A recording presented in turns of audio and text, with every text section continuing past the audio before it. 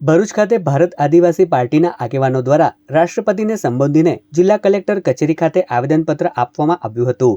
આ આવેદનપત્રમાં ડેડિયાપાડાના ધારાસભ્ય ચૈતર વસાવા સામે વન વિભાગ દ્વારા કરવામાં આવેલી કાર્યવાહી તેમજ અનુસૂચિત જનજાતિ વિસ્તારોમાં લાગુ પડતા વન કાયદાઓ અંગે ગંભીર પ્રશ્નો ઉઠાવવામાં આવ્યા છે।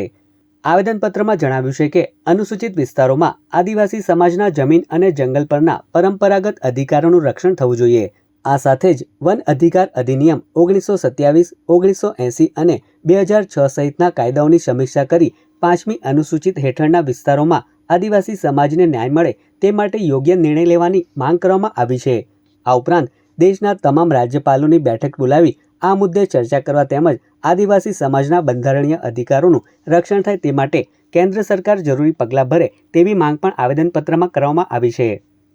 ધારાસભ્ય 147 મત વિસ્તારના ધારાસભ્ય ચૈતરભાઈ વસાવાને ખોટી રીતના જે સંડોવવામાં આવ્યા છે એ એટલા માટે કે વારંવાર આદિવાસી ભાઈઓના કોઈ પણ પ્રશ્ન હોય ત્યાં એ ચૈતરભાઈ વસાવા પહોંચી જાય છે અને એ સાચું કામ કરે છે। એટલા માટે જે તે સત્તા પર ભારતીય જનતા પાર્ટી બેઠી છે એમને ગમતું નથી, એટલા માટે એમને મિસગાઈડ કરે છે। એટલે SC, ST, OBC and minority આ ઓબીસી સમાજ આ બધાએ એક થઈને જન આંદોલન કરવું પડે, કાં તો આ આવેદનપત્ર આપવામાંથી જો ચૈતરભાઈને જામીન ના મળે તો ભારત દેશ બંધનો પણ એલાન આપીશું। બામસેફ સંગઠન તરફથી અને રાષ્ટ્રીય આદિવાસી એકતા તરફથી અને BNP પાર્ટી તરફથી। કેમ કે આદિવાસી સમાજને શું આ સરકાર જંગલી સમજે છે, શું જાનવર સમજે છે? વારંવાર તમે ખોટી રીતના કેસ કરો છો, જે તે વ્યક્તિઓ પર સત્તા પર હોય એમને પર બી કેસ કરો છો, સામાજિક માણસ પર બી કેસ કરો છો। મન ફાવે તેમ મરજી મુજબ તમે બંધારણને નહીં માનતા, સંવિધાનને નહીં માનતા। એટલે તમને ચેલેન્જ આપીએ છીએ કે જો ચૈતરભાઈ વસાવાને ટૂંક સમયમાં તમે